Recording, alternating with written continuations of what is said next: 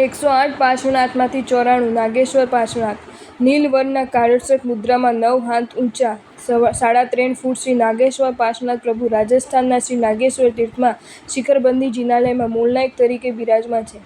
આ પ્રતિમાજી પ્રભુ પાર્શ્વનાથના વખતની હોવાનું જણાય છે. આ પ્રતિમાજીનો પથ્થર 2000 વર્ષથી વધુ પ્રાચીન હોવાનું પુરવાર થાય છે.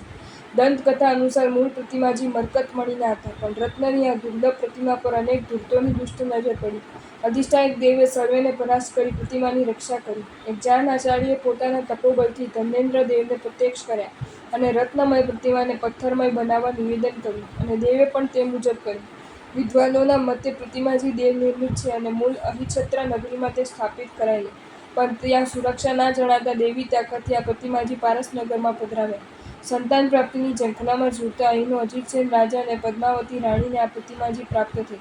તેઓએ એક જિનાલય નિર્માણ કરાવી આ પ્રતિમાને પ્રતિષ્ઠિત કર્યા. પ્રભુજીની ઉપાસનાના પ્રભાવે રાજાને સંતાન પ્રાપ્તિ થઈ.